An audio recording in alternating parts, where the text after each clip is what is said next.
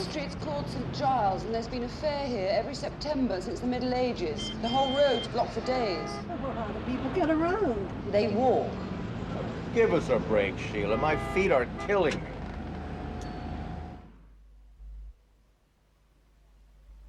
I should like longer at Watterson myself, wouldn't you, Phil? What? You gotta be kidding. All those beautiful chairs and nowhere to sit down. Oh, you're getting old.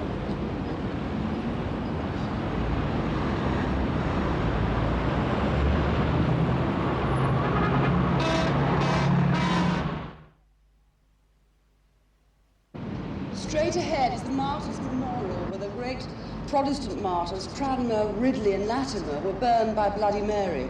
That's where the tour starts tomorrow morning. Well, here we are at the hotel, ladies and gentlemen. I'm afraid there's a porter strike at the moment, so I'd be grateful if you would carry your own luggage in. Anyone with difficulty, I will help. Thank you.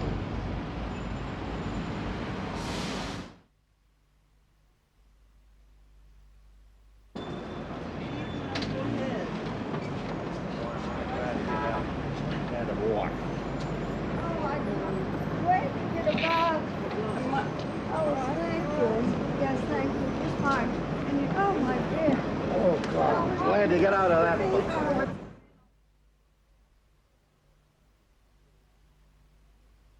Come on, Laura. Everything all right? Be right with you. They're all waiting on us. Oh, Vicky, wait. Eddie, come on, help me out of here. All right, you're not help us.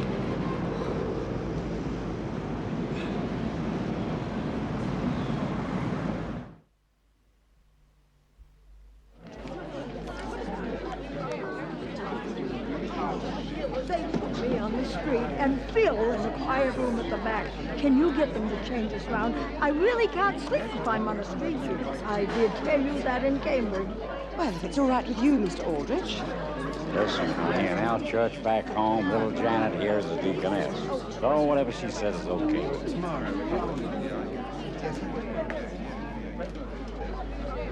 This hotel is unbelievable. Ah, come on, Laura. Best foot forward. I've got a best foot, nothing more.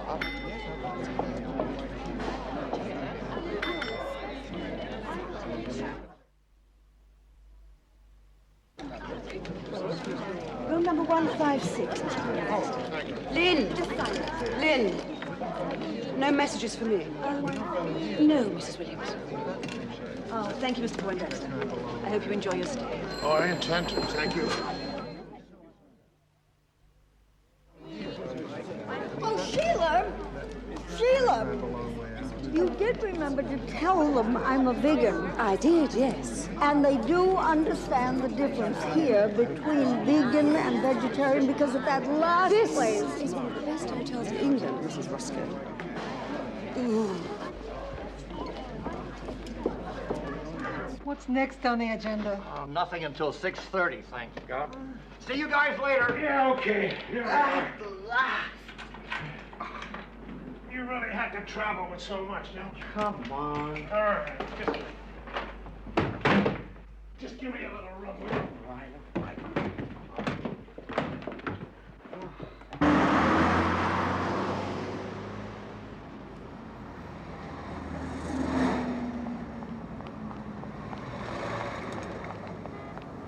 All safe and sound?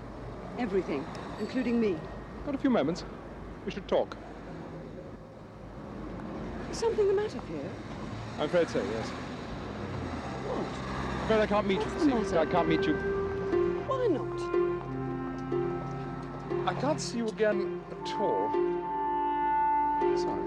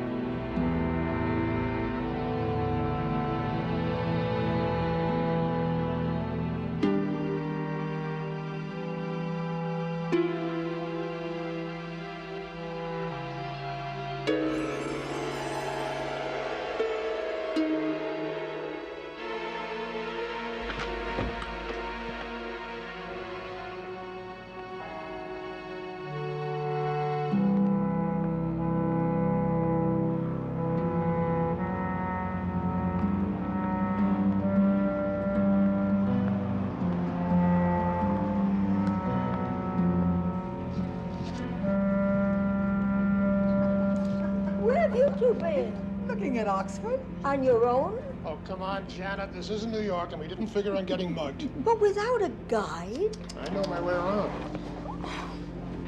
Poor Janet. She can't even go to the bathroom. It's not part of the program. You know Janet. Howard, open up. I'm here. I'll see you later for the briefing.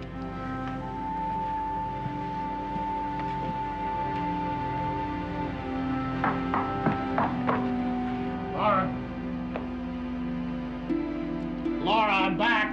Come on, honey, open up. Are you asleep? Laura! The Trojans. Onesie. Yes, only one. Serpent. Best you got. No, I don't use plastic. I'll send you a check. What? Hang on a moment. What do you mean there isn't time? Laura? Laura? Laura?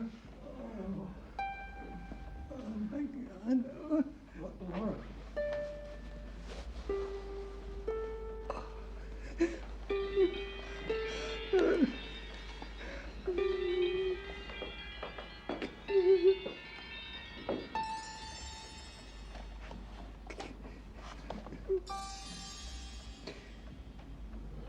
Morse. M-O-R-S-E. Can I send you a reservation? No, thank you. Never, never interrupt me when I'm booking my seat for the opera, Lewis. Sorry, sir. I might get Madame Butterfly instead of Berlioz. I might get Handel, for God's sake. And what's the problem?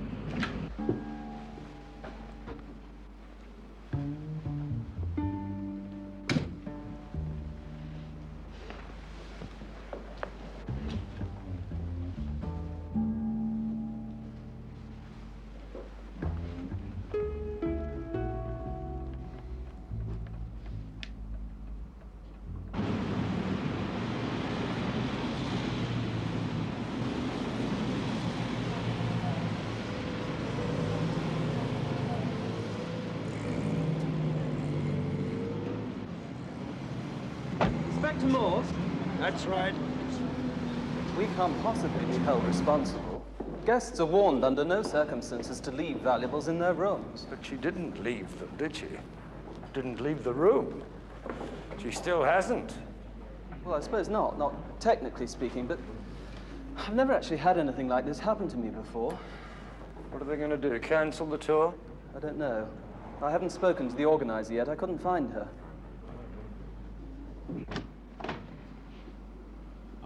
And what time was that, Mr. Brown? Ah, sir. Ah, excuse me.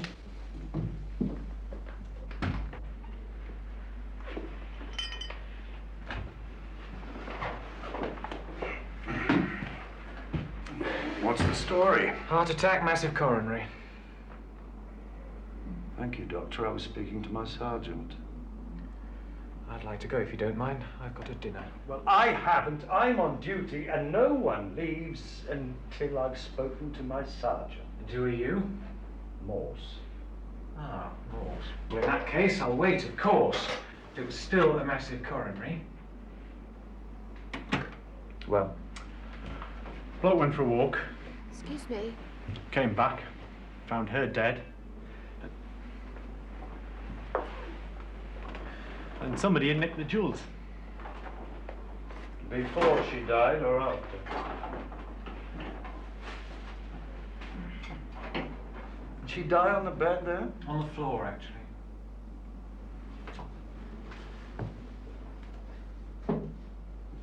And you moved her? Yes. Well, then you've got some explaining to do, Doctor. Did no one ever tell you about murder and the furtherance of theft? Yes, of course, but this wasn't murder. It was a massive... Coronary brought on by the shock and horror of finding a man in her room nicking her jewelry, which means that man, or woman, could be responsible for her death. But that could be murder, couldn't it, Lewis? Wouldn't it be manslaughter, sir? Possibly. Very possibly. Either way, it's a very serious crime. And the doctor here apparently authorized the moving of the victim's body, thereby destroying vital evidence, just because he had to go to dinner and he wanted to get on home. Look, for God's sake! Criminal negligence, wouldn't you say, Lewis? Look, no one said anything to me about theft till after that man had spoken. Oh, well, that's all right then, isn't it?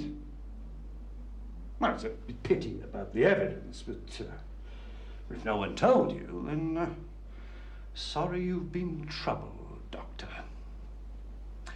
Enjoy your evening. Lewis, get on to Max. Tell him I want to see him, will you? Look, Inspector. Good evening, Doctor.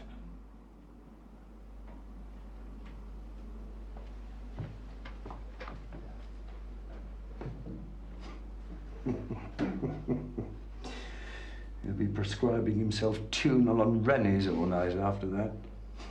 It's true he didn't know about the theft. None of us did. Mr. Poindexter didn't notice himself for 10 minutes. Who? I'll deal with this, Eddie.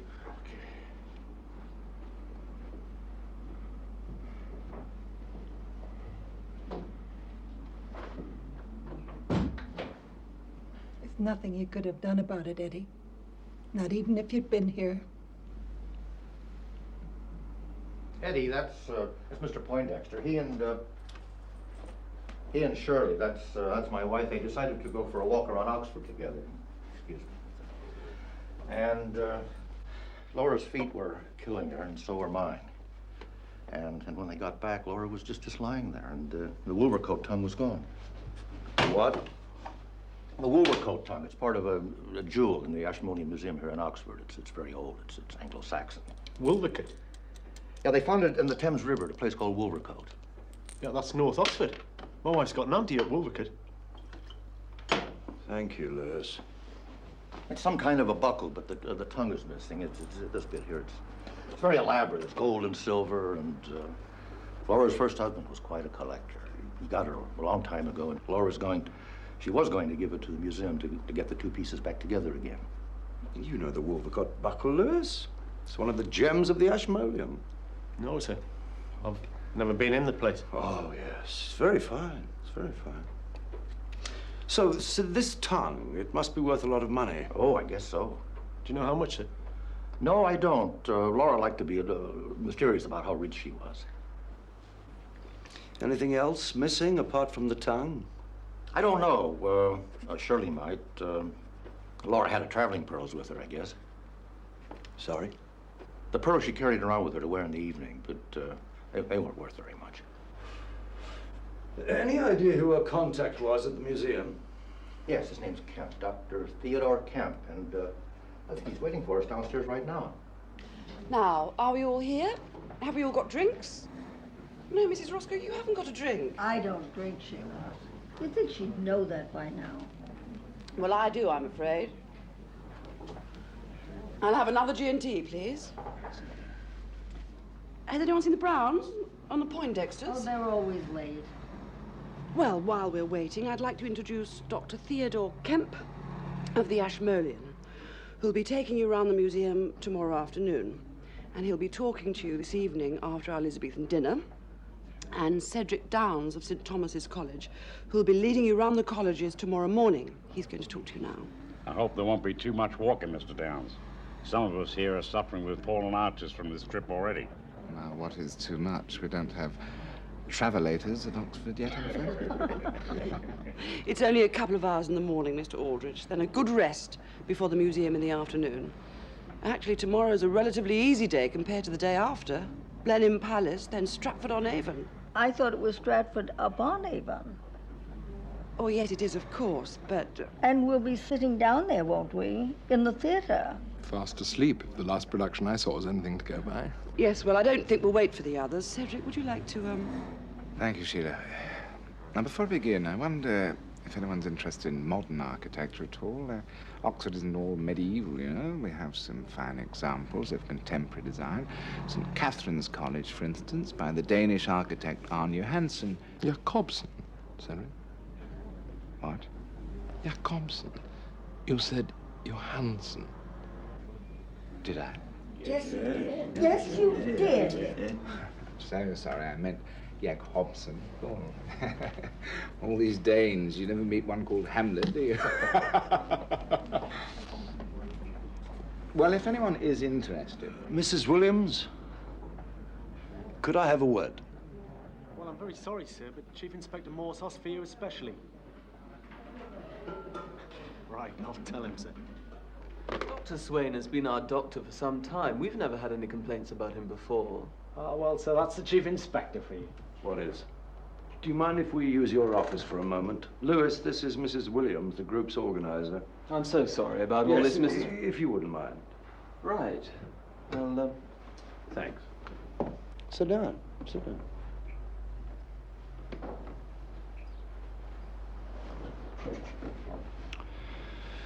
You look as though you could do with a drink. It's a shock. Anything that looks like drink round here, Lewis? Looks like he's got everything, sir. What would you like, Mrs. Williams? Oh, G&T would be fine. Gin and tonic for the lady. How many in your group, Mrs. Williams? 12. That's not very many, is it? Well, it's rather a special tour for the... It's quite expensive. The whole idea is to be rather exclusive. Oh. And the rich do so hate answering questions about themselves. Have you found that? I don't know. They don't mind asking them. I'm afraid I'm going to have to ask everyone where he or she was between 4:15, when Mr. Poindexter left his wife and went for his walk with Mrs. Brown, and 5:15, which is approximately when they returned. I'm sure they won't mind that. Thanks. Anything for you, sir? Oh, thank you, Lewis. Not on duty. Would you like to go about your inquiries? Oh, and ask Dr. Kemp if he'll come here and see me, will you? Yes, sir.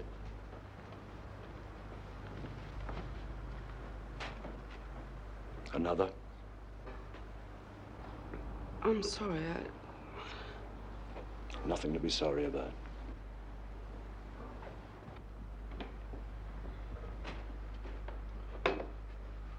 And where were you between those times, madam?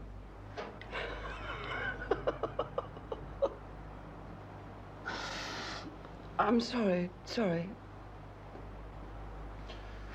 Look, if this is all too much for you...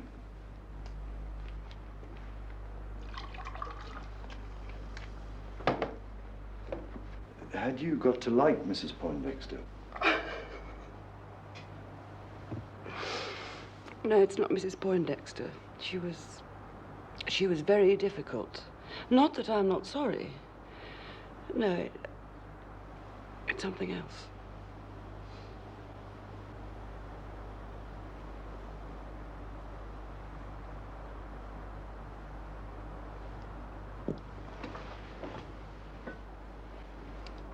Ask Dr. Kemp.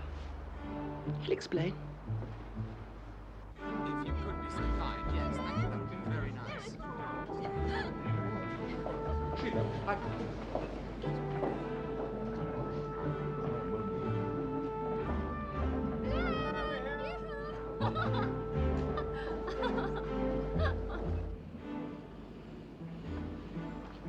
Drink? No, no. Better keep a clear head. Really, sir? What for? This news, it's... You knew the lady well? No. We'd never met. We'd corresponded, of course. No, what I meant was... It's taken me 15 years to get the Wolvercote Tongue to Oxford, Inspector. I've even set up a special display, and now... You want to show me? May I phone my wife? She'll be expecting me. Well, I thought it was very peculiar, Sergeant. I mean, Mr. Poindexter and Mrs. Brown going out together. Why's that, madam? Well, I'd rather not say. But you have said now, haven't you? Hmm. And you are sure you saw them coming back at 5:15? Oh, positive. I looked at the clock. The group was due to meet again, you see. And I thought they'd only just have time to be down again for the briefing. I thought the whole thing most extraordinary. By the way, sir, what were you doing between 4:15 and 5:15? You were with Mrs. Williams, I understand. Yes. What were you doing? I really don't see what bearing it has on this, you know. May I be the judge of that, sir? Very well. I was ending our affair. I see. I doubt it. And I very much doubt if it has anything to do with the disappearance of the Wolvercote Tongue. I'm a married man, Inspector. My wife and I try not to do anything to hurt her. But that means other women get hurt instead. Sometimes.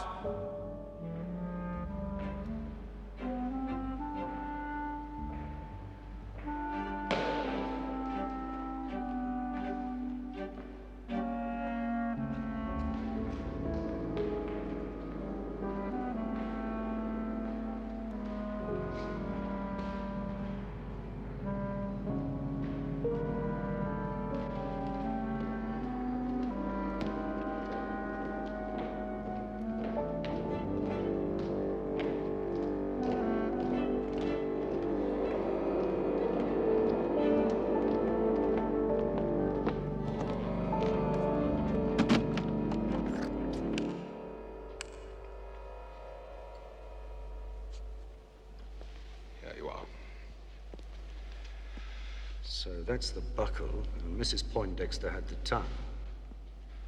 They fitted together like that. We're going to be united for the first time in 1100 years. Weren't they found together then? No, no. Small boy stubbed his foot against the buckle in 1873, swimming in a pool. Below the Wolvercote Bridge caused quite a fuss at the time. Well, as you can see, it's an exceptional object. It was claimed as treasure trove. That word treasure, Inspector, it brings out the worst in people. Treasure hunters began to appear. One of them found the tongue, kept it, sold it to a London dealer, who in turn sold it to an American collector, who lent it to an exhibition in Philadelphia in 1922, which was the first any of us over here heard about it. But even then, the connection with the buckle wasn't made until the 1970s. Who did that? Me. I had this done for the show. It never was. She was going to leave it to the museum, Mrs. Poindexter. I've got it in writing. Whether she put it in her will or not. What's it worth? But on the legitimate market? Impossible to say. Nothing like this has come up for 50 years. $250,000, half, more, perhaps. And stolen property? Nothing. Everybody knows it's stolen. What about these mad collectors, these drug dealers in Bolivia, that sort of thing? Don't think they're very interested in Anglo-Saxon jewelry, do you? Who is there? I can't think. Was anything else stolen? Her traveling pearls. But it's obviously a common thief. I dare say he'll get a couple of £100 for the pearls, and then when he finds out from the papers what he's got, he'll... I'm sorry, sir. Thieves almost never give things back. No, they just throw them away, don't they? Perhaps if we're lucky, in another 1100 years, someone will discover the Wolvercote Tongue all over again. All right if I go home now? I thought you were with the group. I am, but my wife... Yes, I've got time. Time for what? To go there and come back before I have to make myself cheerful in front of these bloody geriatric Americans. If you don't like it, why do you do it? I shan't again. I only did it to help someone. Why the bloody hell Morse has to drag me out to confirm a perfectly ordinary heart attack? I think he thought perhaps it wasn't ordinary, sir. He thought wrong, as usual. Ah, Morse. Not enough to do. What? Setting up as pathologist, I hear. I wanted a second opinion, that's all. There's only one possible opinion in this case. She had a massive coronary. She was dead in 2 seconds flat. Fell on her face. Look, you can see the bruises. Where? Where? Here, here, and here. I mean, where was she lying when she fell? Oh, just about here. Yeah. Banged into the bedpost. Here's a nice little scrape of skin. Look. Could she have had the heart attack after she fell? I couldn't say. Come on, Max. Not possibly. Could she have been pushed? She could have been. And an angel of God could have stepped out of the wardrobe and called her home. That is not for me to say. You're the detective. All I can say is she died of natural causes. Good evening, dear. Come back later on. Something funny. The death and the theft. There must be a connection somewhere. Funny we knew exactly when. Ah, sometime between 4:15 and 5:15. I thought you'd established this. You couldn't be a little more precise for me? Out of the question. Now, if you finally decided it wasn't a decapitation or dismemberment. Where are you off to? High table somewhere? Area Health Authority annual dinner. Dr. Swain will be there. I'll give him your compliments, huh? Good night, Louis. Good night. Try not to let Morse drink so much, won't you? It's rotting his powers of reason.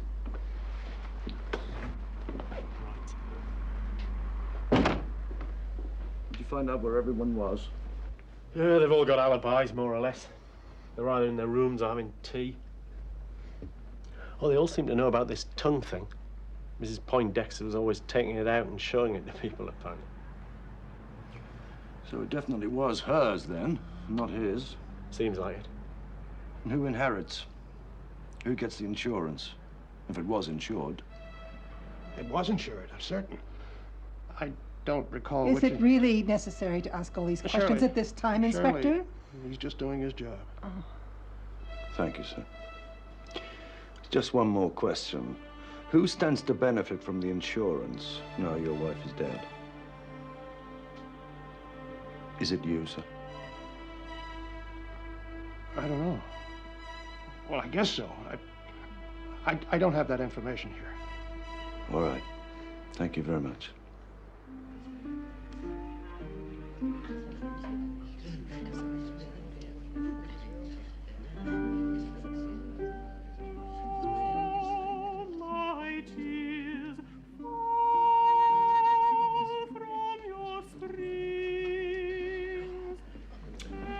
No, I was at Jesus, one of the less fashionable colleges, Welsh, you know, founded 1571. I thought Jesus was at Cambridge. No, he went to Bethlehem Tech. Is that what they mean by the English sense of humor? Where else would he go to do carpentry? I don't see anything funny in blasphemy. Besides, they didn't have colleges in Palestine in those days. My noble lords, is there a Master Cedric Downs attendant on this festal board? Yes, Whately, why? Messenger waits without, my lord. You're wanted on the phone. Really, you have a phone and all this palaver? Sure they have, fella, but you gotta speak in blank voice so the caller hangs up, huh? Hey. None but my winsome wife knows where I am. Fair Sheila of the brimming glass, wilt thou forgive my absence while I speak with her? Go ahead, go ahead. Say hello for me. A glass of that Chardonnay would be perfect there. Hello. Oh, Cedric, hello, yes. Yes, it's Theo here. Look, my dear fellow, I'm terribly sorry to do this to you at such short notice, but Marion's really not feeling at all well tonight, and I shall have to stay with her. Could you explain to Sheila? And, yes, would you mind awfully filling in for me after dinner?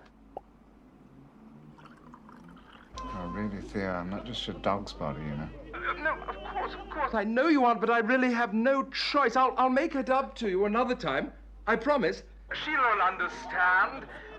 If she isn't too far gone, that is.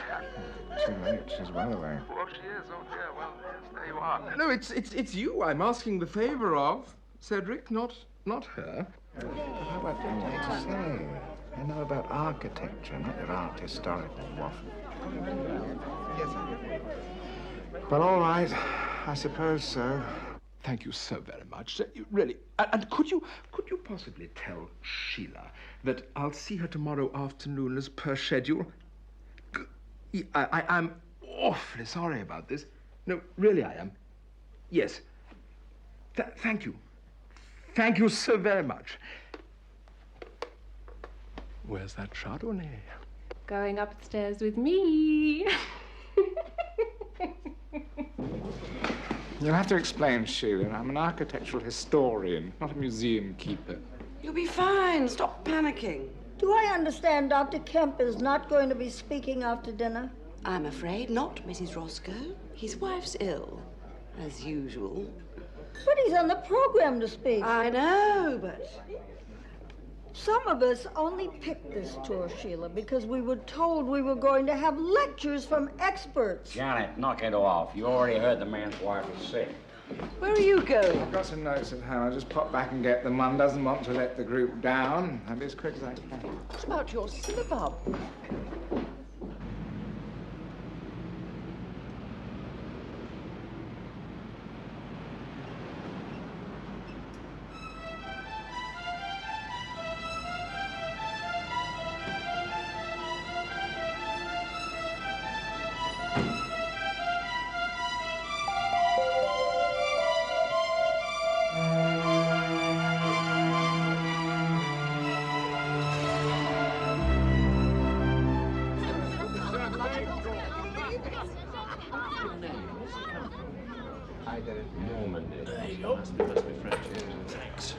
But it came across me in the conqueror. But then these two girls who are actuarial sense of both John Shipley's chapter wondered what. Well kept.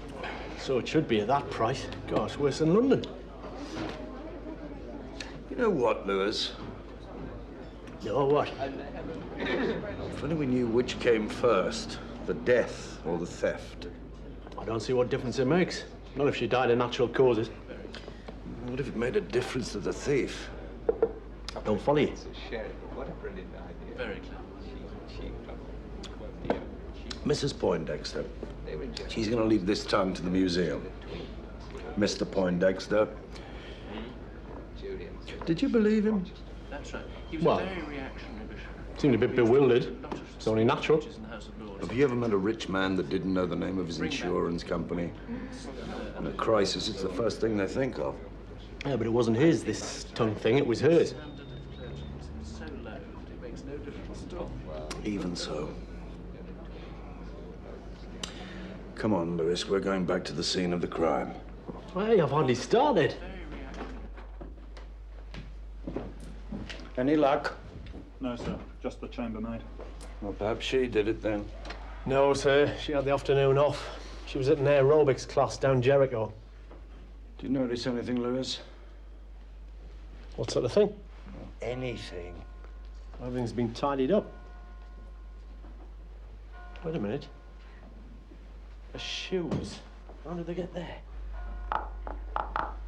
Mrs. Brown, she took these off.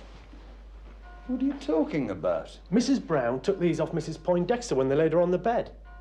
But Mrs. Poindexter was complaining about her feet, wasn't she? And what's the first thing a woman with sore feet does when she comes home? Kicks off her shoes, right? So if you ask me, she could have died the moment she walked through that door. Yes, Poindexter. Where is Poindexter? He took a taxi. When? 8:30. Did he say where he was going? Not to me. Well, don't taxis usually want to know? Yes, but he doesn't seem to have said anything to me. Which firm? Radio taxis. Get on them right away. Has something happened? Oh, not much. No, only theft, murder, and now quite possibly suicide.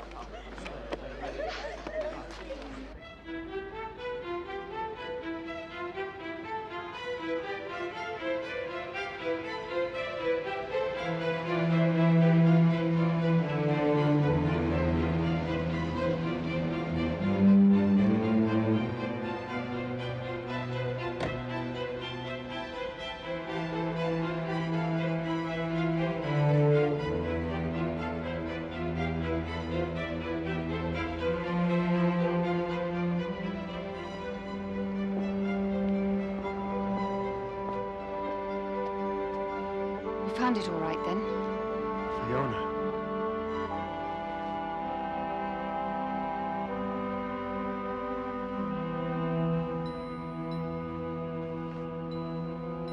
The Wolvercote buckle, the Wolvercote bridge. It all adds up.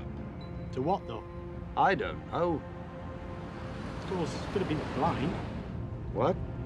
Well, if this thing's so valuable and he can't sell it here, maybe he wants to try and smuggle it abroad. Oh, very ingenious. Since when has Wolvercote had an international airport? Maybe he had a car there already waiting. Maybe he's on his way to Heathrow right now. Get on to HQ. Tell him to issue an all-ports warning. Message from DCI Morse. He wants you to issue an all-ports warning for Edward Poindexter. Poindexter. Yeah. He's an American.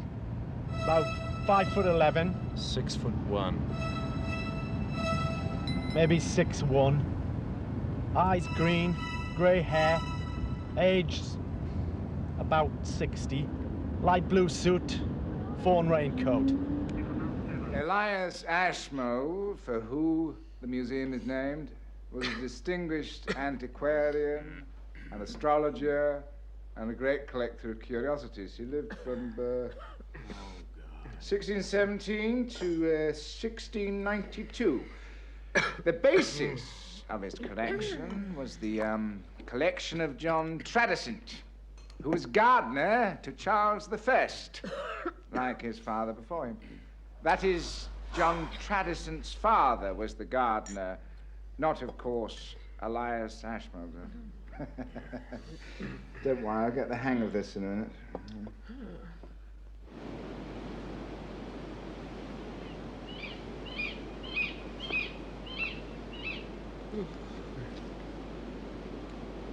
Amazing to think, isn't it?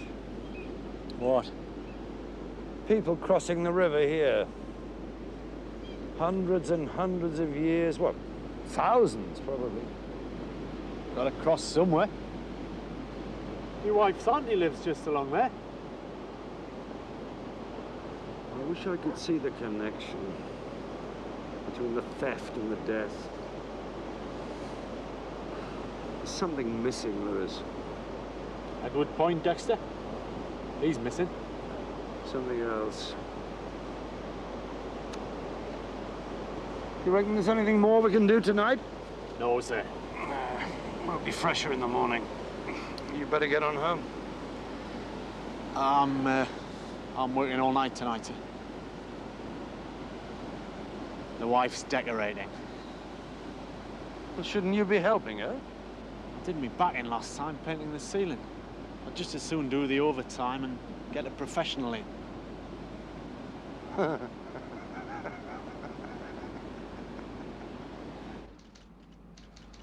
Well, excuse me, officer. Just hang on a minute, will you? It's not that late yet, madam. I expect he's still on his way home. But he's never late, or I wouldn't be ringing you, officer. He's always home when he says he'll be. Earlier, usually. He was dining somewhere, then giving a brief lecture, then coming straight home. To a group of American tourists staying at the Randolph. I can't. Please don't ask me why. I just can't. Her name's Williams. Sheila Williams. I can't. If you could just ring her for me. Ask if anything's happened.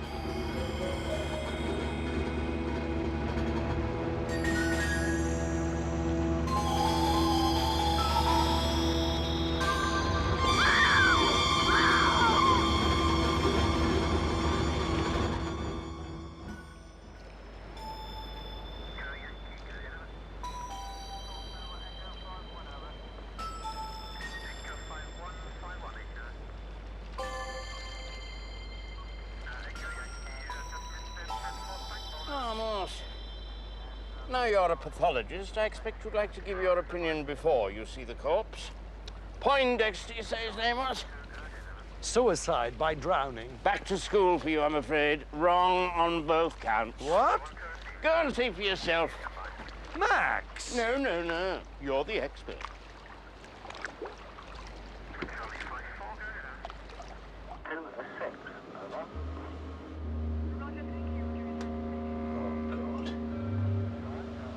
What? What's the matter?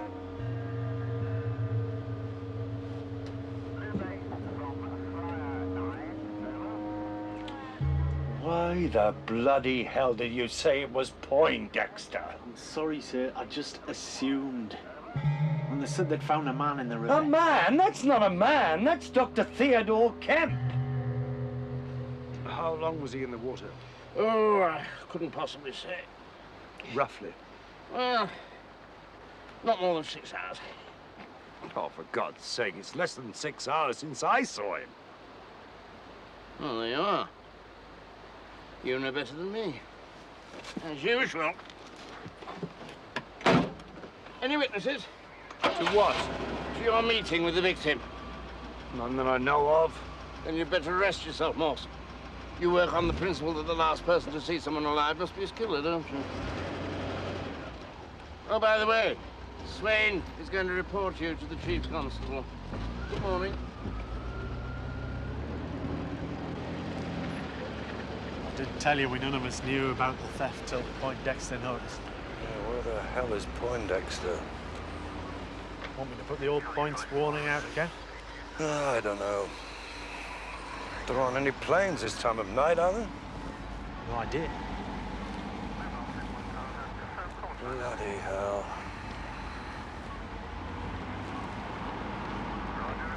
Anyone in a river, he drifts, doesn't he? I suppose so. And if he was dumped, it has to be upstream. Wolvercote. Wrong river, sir. This isn't the Thames, it's the Charwell. There's such a thing as the boot of a car, Lewis. Yes, what if he arranged to meet Kemp on the bridge at Wolvercote, the place where the buckle was found? Who? Well, Poindexter, of course. Yes, he arranges to meet him at a certain time, comes up behind him, hits him with the jack of a car, puts him in the boot, drives him to the Charwell. Why go to all that trouble? If he's by the Thames, why not just chuck him in the Thames? It's less suspicious. He knows we'll trace the taxi. Wouldn't Kemp think that was a bit odd? Him being so interested in where the buckle was found just a couple of hours after his wife's died? Not if they were in it together. In what? An insurance fiddle? No. These people aren't interested in a measly $250,000 insurance. Poindexter's not going to murder his wife. All right. I know they all say natural causes, but I don't believe that. Not now, not anymore, not after this. No, if they were involved, there must be a connection. There must be. Oh, for God's sake, Lewis, be of some use for once. Why was Dr. Kemp naked? To make identification of the corpse more difficult, gain time. I think, Lewis, you better go and break the news to Mrs. Kemp. Me? Why me? What are you going to do? I'm going to break the news to his ex-mistress. Where does Mrs. Williams live? Did you find out?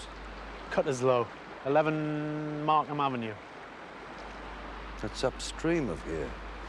Yes, sir. She did have a motive, didn't she? You think a woman could have done that to him? Hell hath no fury, Lewis.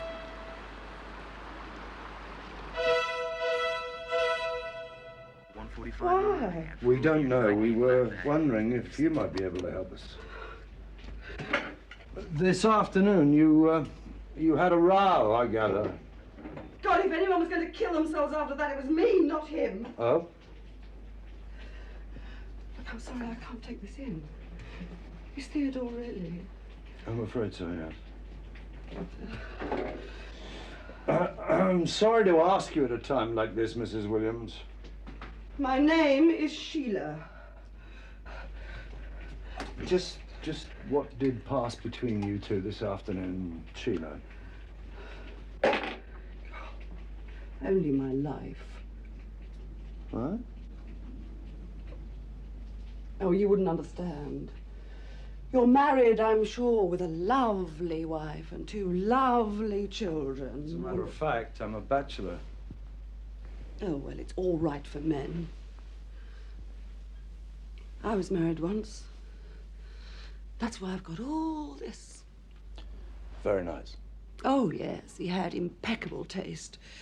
That's why he left me for someone else. They all do. There was someone else then, with Dr. Kemp. Always. Who was that? His wife. He was always rushing off home to his bloody wife.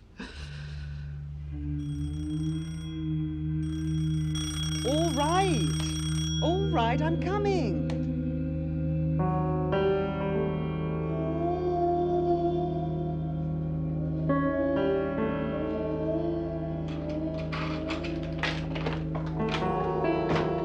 Please, Mrs. Kemp. For heaven's sake, didn't they tell you I was a cripple? The police. No wonder there's so much crime about.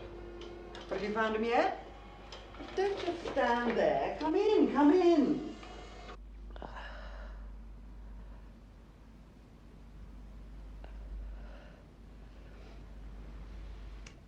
He rang in the middle of dinner, wanting to speak to Cedric.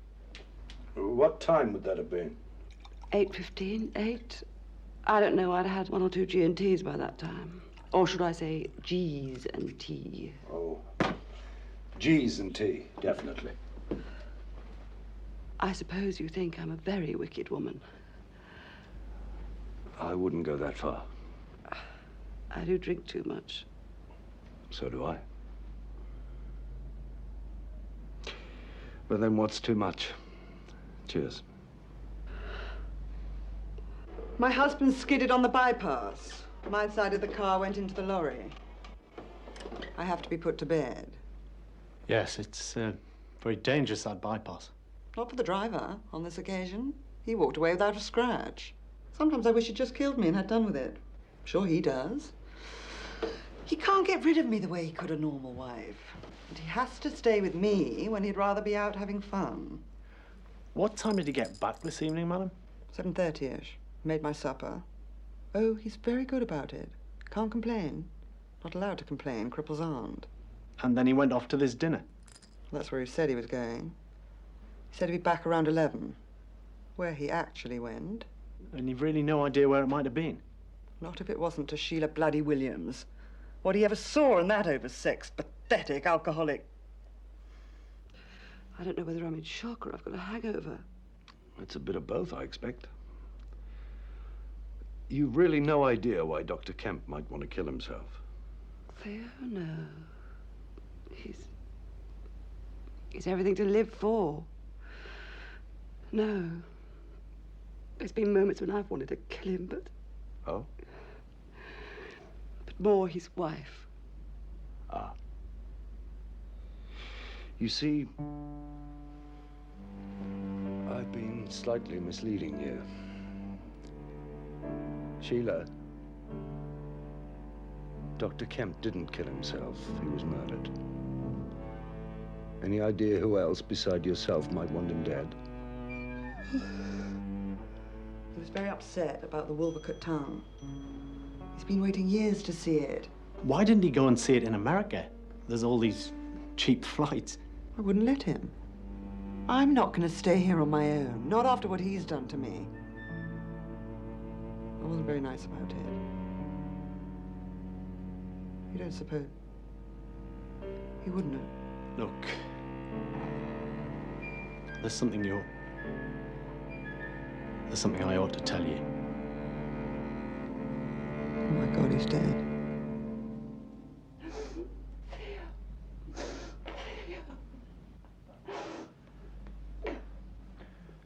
I'm sorry, I better get back. I've got to, you know, I've got to find out Yes, of course. You really thought I might have killed him? I didn't know. You shouldn't listen to what people say when they're drunk, Inspector. I've never been suspected of murder before. Thank you for being so polite about it. Oh. Well. What's your name?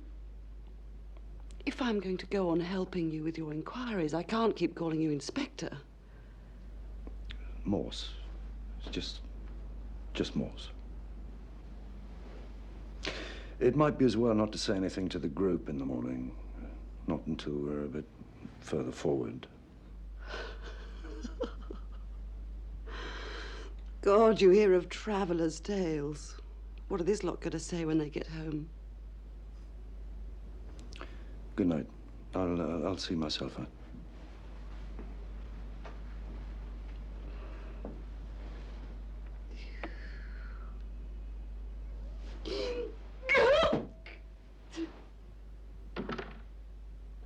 Morse, what have you got for me? Sergeant Lewis says he'd like to see you right away, sir. Right, tell him to meet me at home.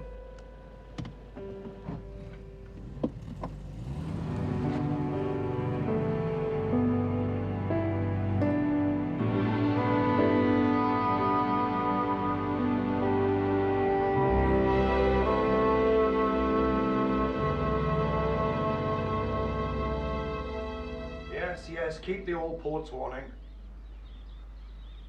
Yes, my responsibility. The man's a psychopath. He's killed twice in 10 hours.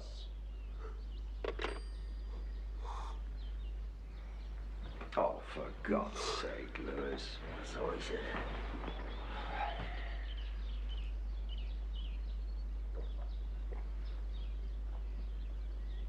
You know, we never got to talk properly to Mr. Poindexter before he disappeared, did we? No, he was in shock, supposedly. Well, that's just it. Who supposed it? What? Mr. and Mrs. Brown, wasn't it? Mrs. Brown says she went for a walk with him. Mr. Brown says he was taking a nap in the next door room while Mrs. Poindexter was dropping dead, and this tongue was getting itself stolen. Mr. and Mrs. Brown. They're the ones saying that Poindexter was too upset to answer questions. Go on. This is interesting. Well, that's it, really. They could have been in on it with Poindexter. That's what I was thinking. Yes. Yeah, so let's think a bit further. Mr. Poindexter and Mrs. Brown go for a walk, leaving Mrs. Poindexter and Mr. Brown asleep. Yeah, that's what I said. Together, Lewis. What? Yes, that's it. Yes, Laura Poindexter was having an affair with Howard Brown. It's a crime passionnel, Lewis. Eddie comes back after his walk, catches them together. She hadn't taken her shoes off. Anyway, people that age... They say sex can be very good for the over 65s. Oh, do they? Hope for us all. Especially if we didn't get much before 65. You've got sex on the brain. It is when he thinks he's past love, it is then he meets his last love. Pardon? Love's old sweet song, Lewis. Comes into it somewhere, I know it does. When a woman dies, an artwork goes missing, a man goes missing, an art expert is murdered. It must all fit together, it must do. Wake up, Lewis. I want to watch on Mr. and Mrs. Brown this morning, and I want it eagle-eyed. Thank you very much.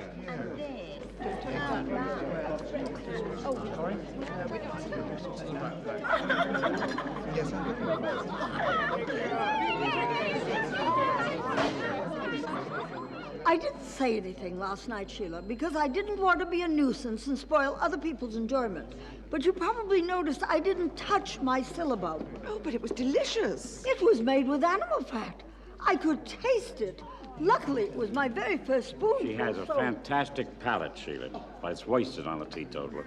Well, I'm awfully sorry. I did give the firmest instructions.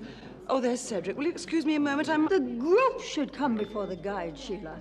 I have to tell you, I shall be writing a letter to the tour company when I get home. You do that, Mrs. Roscoe. I'm sure it'll be much more satisfactory than complaining to me. Oh, I'm not complaining to you, Sheila. I'm complaining about you. Jolly good. God, that woman. I'd like to add her to the list of Oxford martyrs. You all right? You look terrible. Oh, thanks. Thanks a lot. Just what I wanted to hear. Actually, I feel at death's door. I'll tell you later. Oh, I think they're all here now. You cope with them. I can't. Hi. Good morning. Any news? About Eddie? Right, ladies and gentlemen, it's a lovely morning, and we've got a lot to see.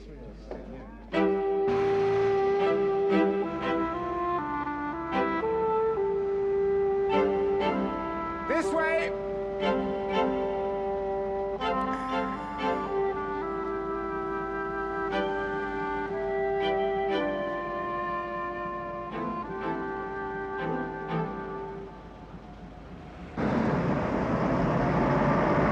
The Martyrs Memorial, which was designed by that great Victorian architect Gilbert Scott, examples of whose work we shall be looking at, well, all over Oxford this morning.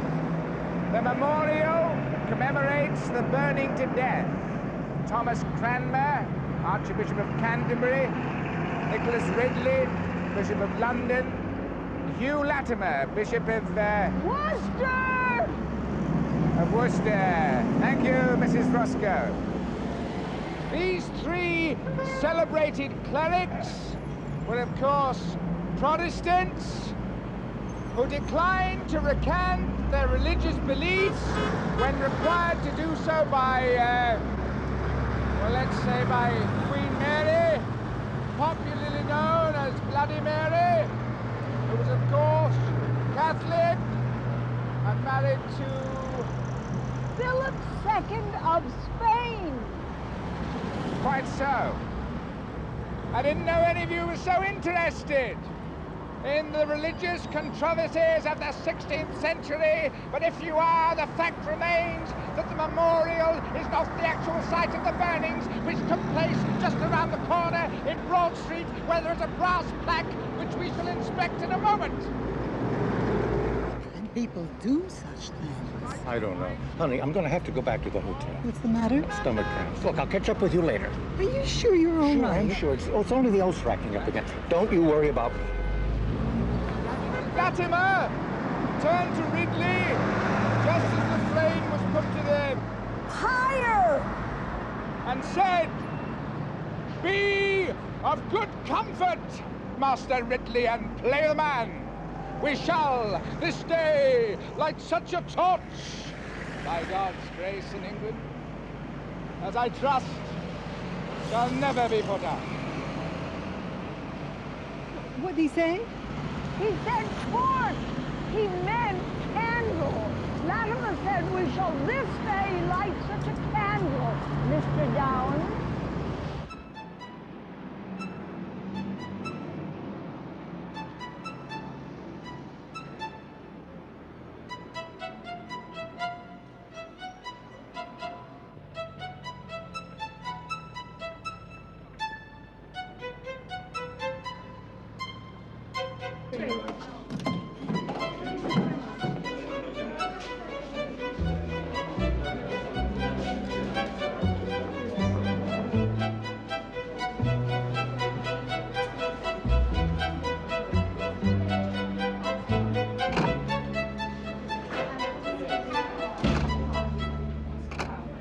As well as the main blow, which killed him, there was this other lighter, superficial one.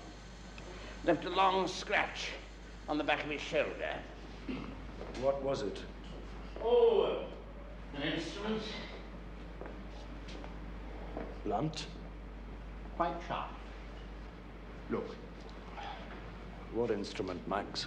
Oh, I couldn't possibly say. Could that have been done if he'd been wearing a shirt?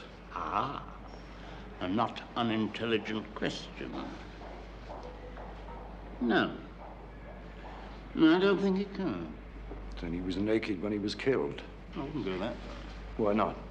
The wound only extends as far as the lower scapula. He could have been wearing an off-the-shoulder toga. Pinned together by the Wolvercote Tongue. If only we knew where that was. Well, it wasn't on his person. Max, you didn't. You wouldn't. Yeah, he didn't swallow it either. He didn't swallow anything after tea. He died before he died. Want to see?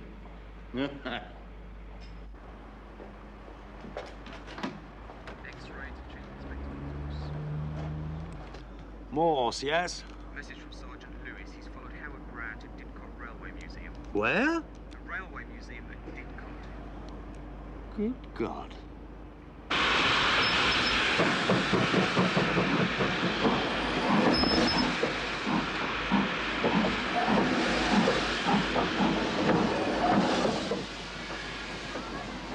Yawning again, Lewis. I'll have you up in front of the superintendent. Ah, you hear?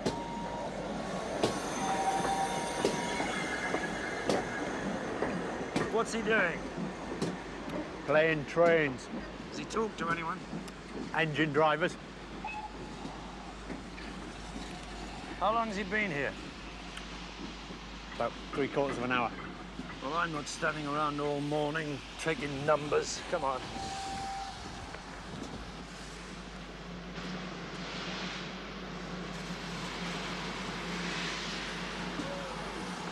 Excuse me, sir. Do you mind if I have a word? The quadrangle was built in 1683. Don't you think you should go back and see how Howard is, Shirley? No, his officer's always playing it. And the mound, well, nobody's quite sure what that is, but like everything else in New College, it's extremely old. Well, then why do they call it new, Cedric? Because it's old, honey. Haven't you learned anything yet since you've been in England, Shirley? The official name is the St. Mary's College of Winchester in Oxford, but there was already a St. Mary's College when it was founded in 1379, so it has always just been known as new. Oh, well, what happened to the other St. Mary's? I'm sorry, oh dear, oh dear. I know it is. Well, I don't know my own name. I don't know what's the matter with me today. It's Oriel College. We just went there. Of course. Thank you, Mrs. Roscoe. Where would we be without you? Now, if you'd all like to follow me... and I are going to write to the tour company. Will you and Howard sign the letter? If we all sign, maybe we could get a refund. Look, it's not a crime not to like medieval architecture, is it? I'm an engineer. I've worked with machinery all my life. Why did you slip away from the group like that? It wasn't the group, it was my wife. Shirley thinks it's childish, me liking trains, but I still like them. So when we're on vacation, I get stomach cramps from time to time, and I skip the architecture and take myself off to the local industrial museum. Tell me everything you know about Edward Poindexter. Where is he? Is he okay? Well, I was rather hoping you'd tell me. You're friends, aren't you? Well, if they're in the same line of business, well, Well, what? What do you want to know all this for? Dr. Kemp is dead, Mr. Brown. He was brutally murdered last night. Oh, my God. Shortly after your friend disappeared, with or without the Wolvercote Tongue. No, Eddie, you can't suspect that. Eddie wouldn't have anything to do with it. Perhaps for a start, you'd like to tell me just who owns what in the Poindexter family. Laura owns everything. Well, Eddie had a small business, agriculture machine. He went bust. Laura was a rich widow. He and her husband had been old friends. He married her. That's all there is to it. So he stands to benefit by his wife's death? Well, not really. Laura has everything tied up in trust. There's one for Eddie, but he only gets an income. There's no capital. All the rest goes to Laura's children under her first husband's will, except what's in her checking account, I guess. Eddie may get that, but it would only be petty cash. What about the Wolvercote Tongue? Laura was leaving that to the Ashmolean Museum. Does your friend Eddie know much about old jewelry and such? Took an interest, naturally. He and Laura added to the collection now and then. So he'd know the dealers. He'd know how to dispose of this tongue. Yeah, I guess so. Illegally? Not Eddie, not Eddie. Well, he'd get a bit more than petty cash for it, I dare say. Well, thank you, Mr. Brown. You've been very helpful. Can we give you a lift back to Oxford? Oh, thanks, but there's a train in 30 minutes that'll just get me back in time for lunch. Now I'm here. Yes, yes, beautiful things. Pity they're obsolete. And don't disappear again without telling us, will you?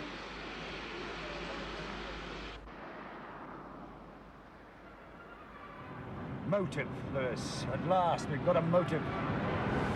Oh, for theft, not murder. Well, Kemp knew about the theft. He must have done.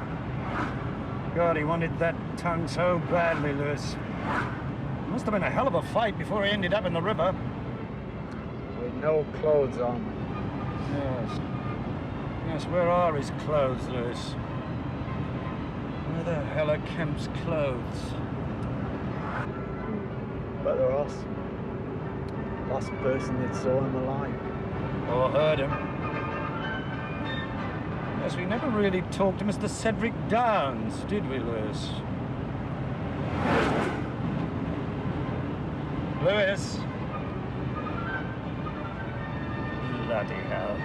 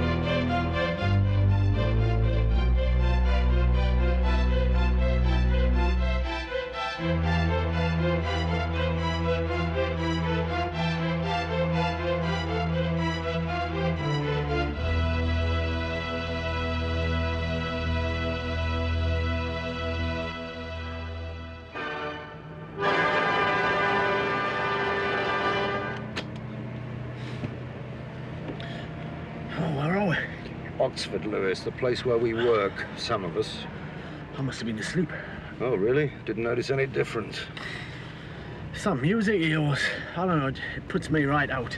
That music, Lewis, was Berlioz's. Where are we? Cedric Downs' house. Lewis. Yes? Good morning, my name is Mr. Downs. Mr. Cedric Downs. Oh, good Lord. Well, he's not here, I'm afraid. He's showing some Americans around Oxford. Oh, of course. Oh, sorry. Can I be of any help? I'm Mrs. Downs. Well, perhaps you can, madam. May we come in? Yes, yes, of course. This way. Don't mind that thing. It's bitten me twice this morning already. Sorry. Come on in here. I'm just on my way to London. I've got to change some curtains. You really can't trust anyone these days. I specifically asked for French pleats, but they're... Sorry. Sorry, do sit down. I'd offer you coffee, but the taxi will be here in a moment. Well, Cedric usually takes me to the station. I've never learned to drive. Well, what's the point in Oxford? The parking's so horrendous. Oh, sorry. You know that, don't you? Sorry. It's routine, really, madam. We just need to know exactly what happened last night. You see, So your awful husband about Theo. was the... I couldn't believe it when Cedric rang to tell me. I mean, ghastly. His poor wife. He rang your husband in the middle of dinner, I understand. Yes. Cedric came rushing back to get his notes. I was having a salad. I wasn't expecting him at all. He just grabbed the notes and rushed out again. And then? Then what? What time did he come home again, Mrs. Downs?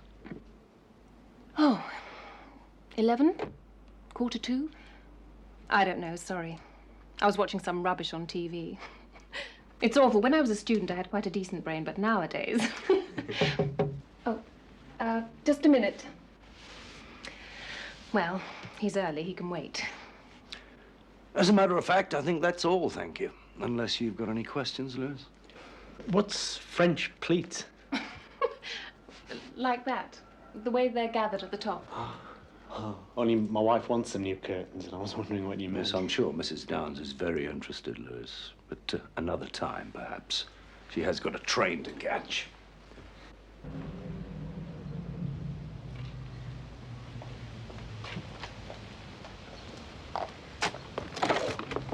You know when you'll be coming back, Mrs. Downs? 5 o'clock, why? Do you want me to ask him to meet you? You know what taxis are like that time of day. Thanks, but my husband will be free by then. He's coming to collect me. Thank you. Goodbye. Goodbye, man.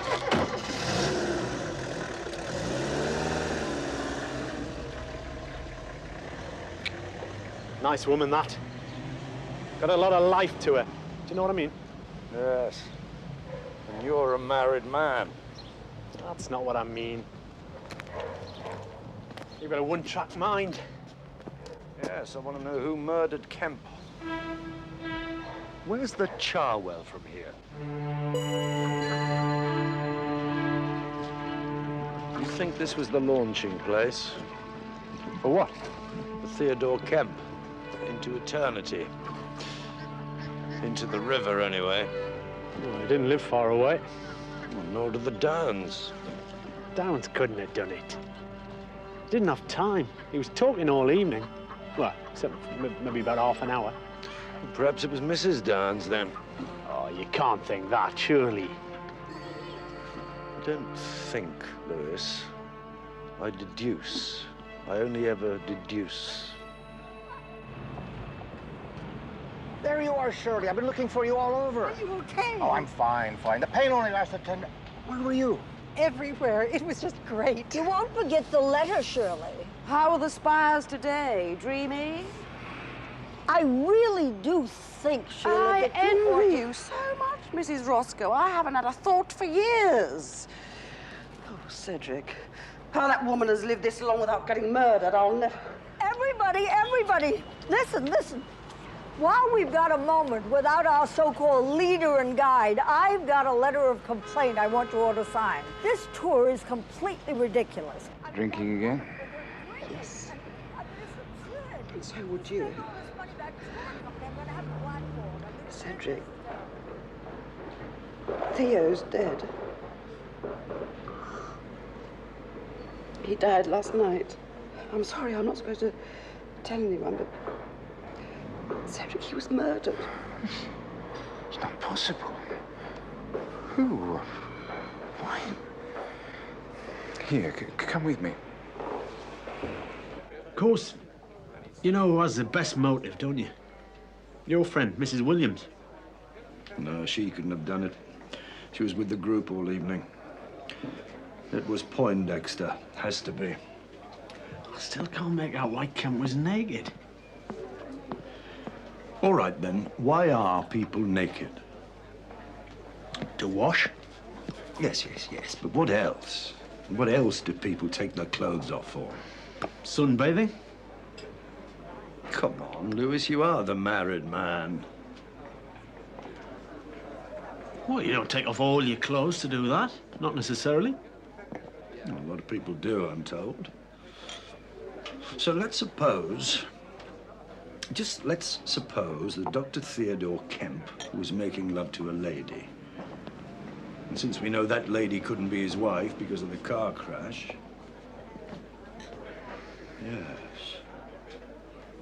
Yes, the husband or whoever comes in and catches them. Hits him with whatever's to hand. Kills him. Got to get rid of the corpse. You can't dress the corpse. Difficult to dress a corpse. We know that. Especially for a woman. What? Well, you said a husband or whatever. What about a jealous woman? Sheila Williams could not have done it, Louis. She was at that restaurant. What we've got to do is to find out who Dr. Kemp's new bit of the other was. And the only person who asked that is the widow. She knew all about this hanky-panky, didn't she?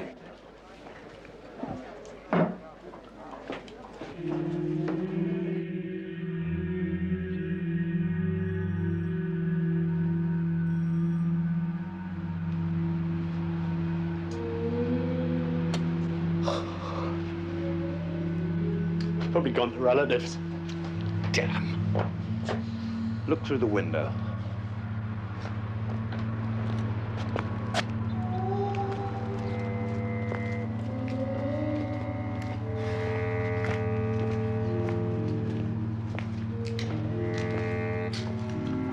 And what do you think you're doing, may I ask?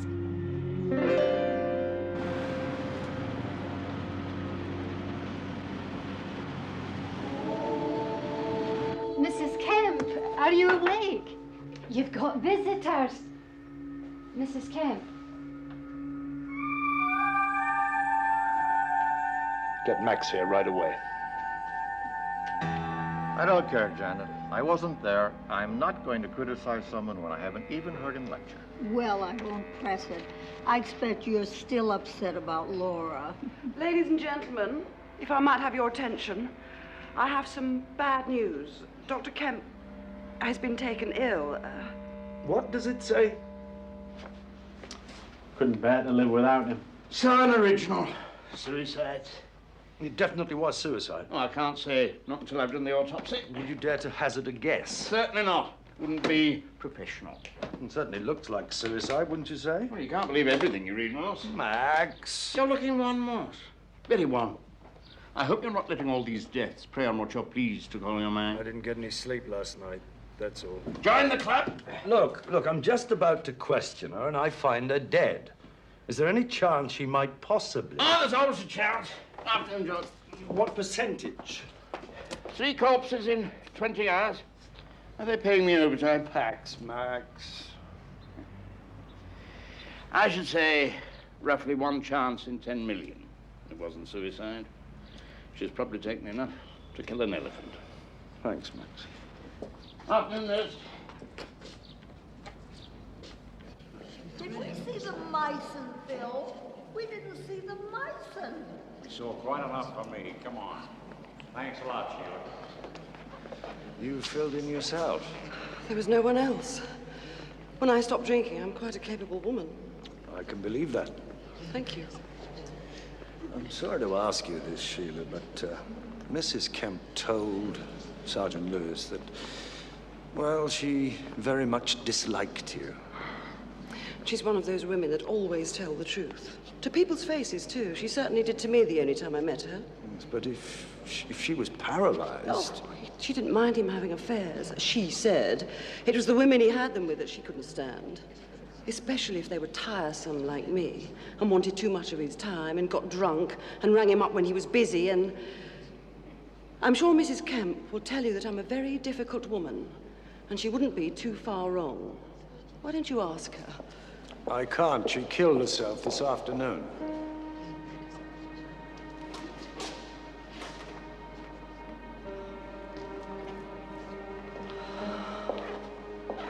Poor woman.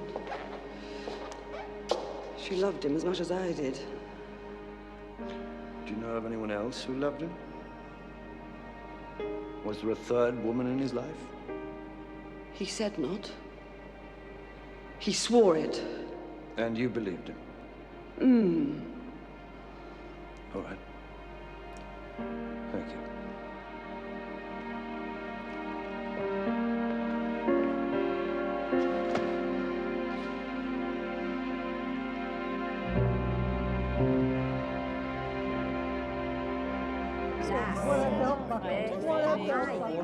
I want one.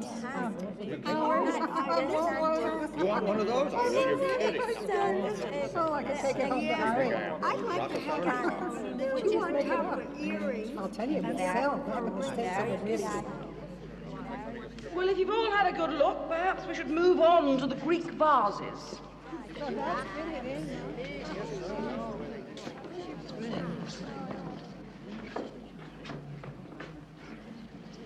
Oh! There's Aunt Sissy's cottage, look. It's hardly changed at all. Inspector. Mr. Brown, you got home on time then. And not only that, I saw Eddie at Ditko. He was heading for London on a train. When? About 11:35. Well, why the hell didn't you tell me? You weren't in your office. Well, I got it. I got it right there.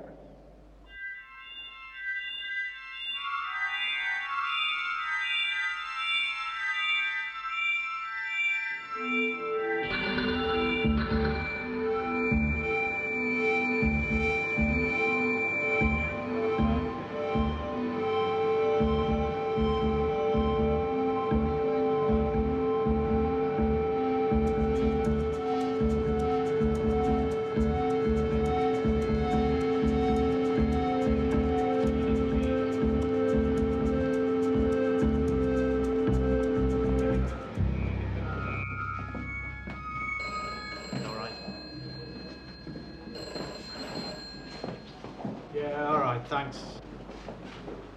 Yeah, I'll tell him. No joy. No sign of Poindexter or anyone like him anywhere. Oh, Max rang. It was suicide, all right. If only we could get the connection. Maybe there isn't one. Cup of tea.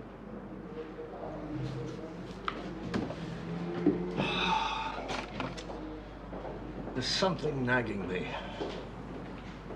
Something today wasn't right. Oh, I don't know, Lewis. Maybe we better go home. I'm too tired to think. I don't want to go home. I just get nagged about the decorating. That's it, Lewis. You've done it. Done what?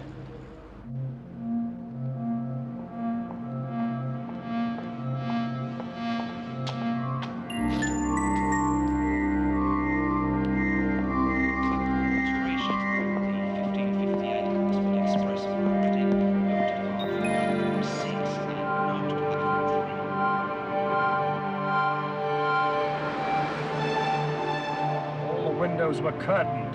There were curtains everywhere, and newish ones too. That wouldn't make any difference. Not to my wife. Anyway, we never looked round the back, did we?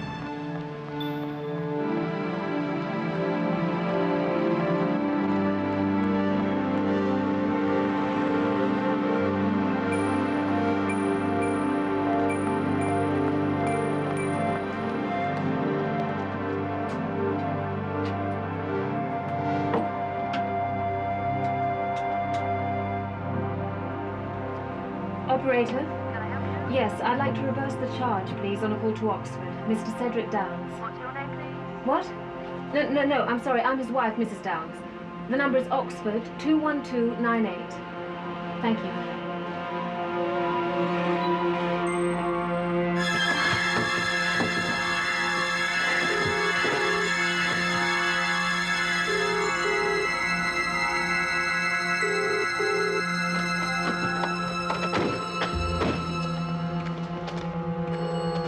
That's all curtained.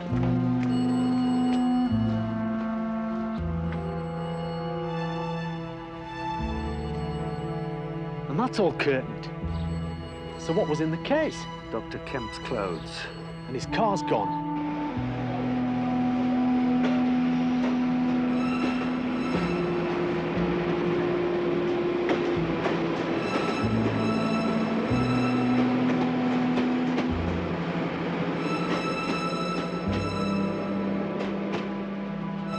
Good afternoon, sir. Chief Inspector Morse, Oxford CID. I believe you met my sergeant last evening. Yes, of course. Is it about Theo Kemp? Sheila Williams told me. Awful business, awful. When was this? I told her not to tell anyone. Lunchtime. Well, why weren't we supposed to know? I was a colleague. Meeting your wife, are you? Yes, I was. Doesn't seem to be on the train. How on earth did you know?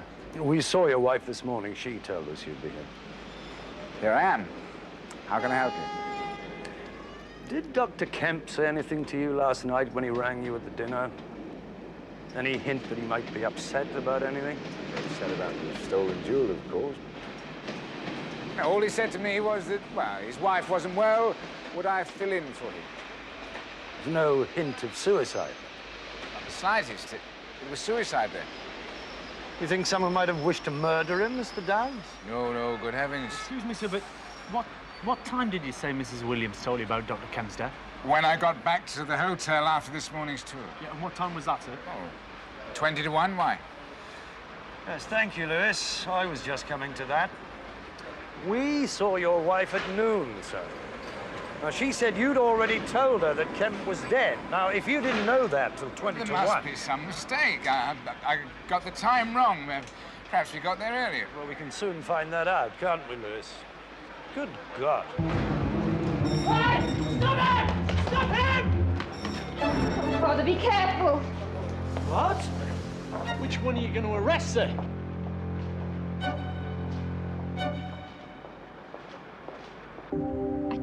was wrong. Honestly, we were coming straight to see you the moment we got back. She's telling the truth, Morse. She has a real English conscience, just like her mother. We were coming right back to see you. You mean to tell me you took the Wolvercote Tongue to give to your daughter? No. Threw it back into the river. What? Right into the Thames where it belonged. Look, I know I'm not going to come out of this very well, but... Oh, what the hell. I didn't love Laura. And she wouldn't even pretend that she loved me. I was just another one of her possessions. The only person I ever did love was Fiona's mother. Yes, all right. We'll get to that later. But why did you take the tongue? Laura had a heart condition. Now, we both knew that what did happen could happen at any time. And this was going to be our last big trip, to rejoin the tongue to the buckle. We got to the hotel, we went up to the room. I was shutting the door, and then when I turned around, I knew there was no point in even calling an ambulance. And there I was with the jewel case right in my hand. Well, I knew it didn't make a dime's worth of difference to Laura, so... Look, I'd better tell you right from the beginning, okay? The reason why... There were two reasons why we came on this trip. First of all, Laura told me I had to. And the second reason was because I wanted to. I wanted to see my only child for the first time in my life.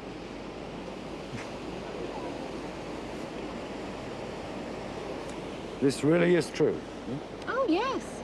I didn't know anything about it myself until 6 months ago.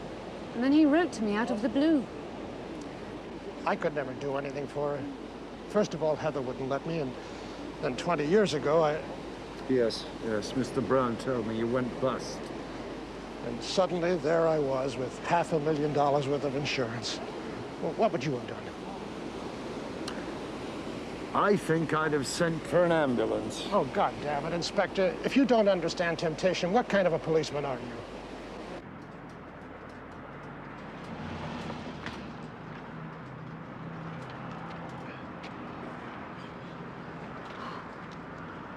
All right, a touch. Yes, okay.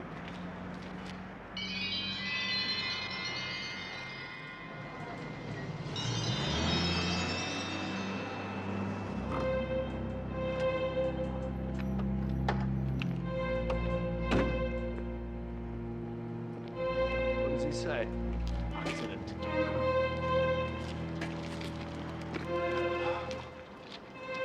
Where have you got him?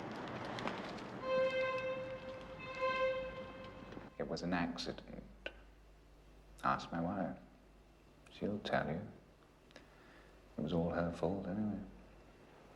Are you telling me? Theodore Kemp was the worst philanderer in Oxford. He was tired of Sheila Williams. Well, one would tire of her, wouldn't one? I'm sure he thought it was terribly clever to ring me up and make sure I'd be out of the house for a couple of hours at least. Only he did himself in, didn't he? I needed my notes, and so I caught them red-handed. Hit him with the coat hanger. It was the first thing to hand. Then he tried to stand up, defend himself, stumbled on the sheets, fell. And the most frightful sound as his head hit the corner of the chimney. And actually, it was very unpleasant.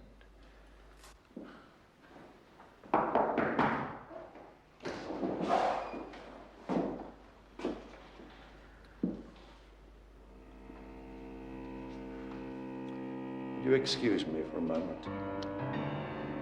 Does one have a choice in my position?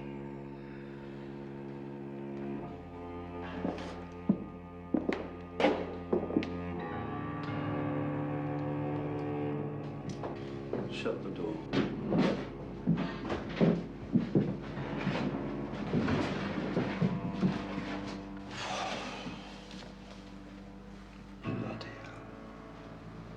She wouldn't have killed herself, would she?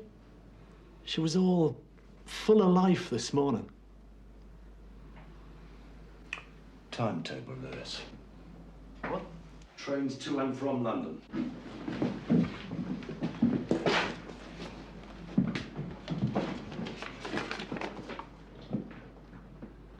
He did it. can't have done. He was here in Oxford. Oh, no, he wasn't. Look at this. Mr. Poindexter and his daughter arrived in Oxford 10 minutes after Mrs. Downs was due, right? Uh-huh. They caught the train at Reading. Now, if Mrs. Downs had really missed her train, she could have caught this one here, connected with theirs. Got into Oxford barely 10 minutes after she was due. So what? Lewis, if you were meeting your wife and she wasn't on the train, what's the first thing you'd do? Look at the timetable. Oh, no, you wouldn't. Because you know she wasn't coming on that or any other train. In fact, the only way she'd go on a train again is in a coffin. So you turn away, just like Mr. Cedric bloody Downs did, into our waiting arms. If he knew she was dead, why would he be waiting for her at all? Because he was on the first train himself, you fool. He turned away the moment he saw us to make it look as if he were waiting for her. The bastard. Did you search him? Yeah. Did you happen to find a left luggage disc in his possession? Yes. Yeah, he did. Bring it to me in the interview room. Why didn't you send for an ambulance when Kemp had his accident? I didn't want the whole world to know I was a cuckold, Inspector. Of course, I suspected for some time that my wife, she's a lot younger than me. She was my pupil, actually. She's a very bright girl. How anyone as bright as that would fall for a bastard like Kemp? Of course, I had to rush back to the restaurant and deliver Kemp's lecture. Took the car so as not to be late. I drove home and put the body of that Otis. We put Kemp's body in the back of the car. And dumped it in the river? Yes. And your wife? She helped me, of course. No, I mean, what did you do with her? Did you forgive her? Well, these things are very difficult, Inspector. I don't have any experience. She's a very beautiful woman to me. And so you killed her? What? What do you mean? Come on. Did you think we'd fall for that? I don't know.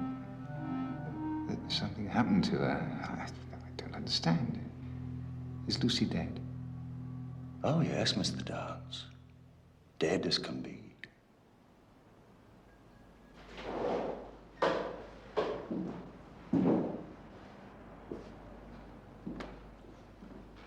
Is this what you wanted, Sid? Thank you, Lewis. Now, are you going to save us a lot of time and trouble, Mr. Downs, and confess, or are you going to be a burden on the taxpayer? This, as you know, is a disc for a left luggage locker. Your wife gave it to you after she deposited a suitcase containing Kemp's things in London, didn't she? I was in Oxford all afternoon. I've had the locker opened, Mr. Downs. It contained the suitcase my colleague and I saw your wife take away this morning. Now, if you can explain how you've come by this disc without going to London, then we'd both be very interested to hear. Love her. Never loved anyone in the world except Lucy. Saw him in Kemp. You had to kill her. I couldn't go on loving her. Now I can love her forever. You do understand, don't you?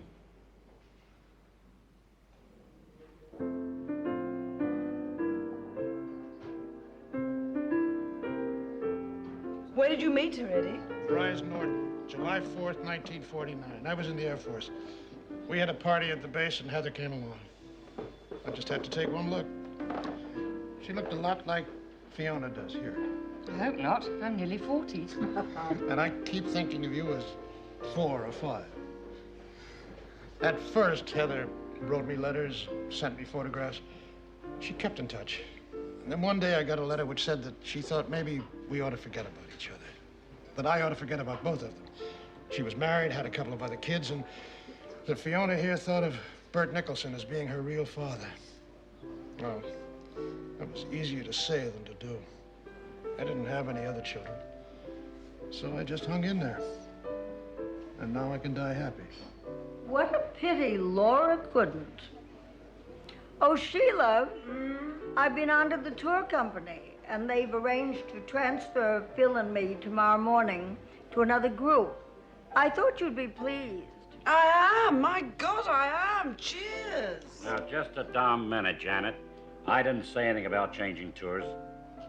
But we agreed to holiday together, Phil, and I'm changing. Well, I'm not. I like this tour. Can I buy you folks a drink? Phil! So long, Janet. I'll see you in Cleveland. God, people's lives, Lewis.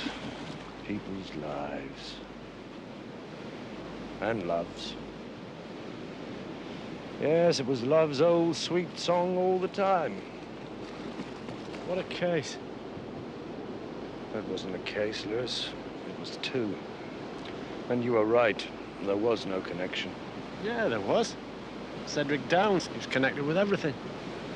Not with the death of Mrs. Poindexter. Not with the theft of the jewel. I was sure there was a connection between them and Dr. Kemp's death. There had to be.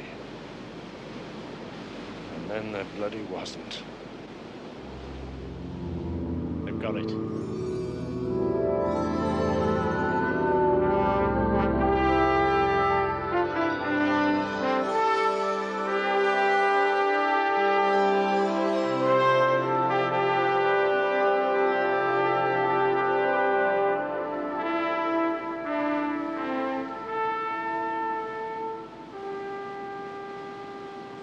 I'll just pop down and see Aunt Sissy. Well, you don't want us to do me back in again, do you?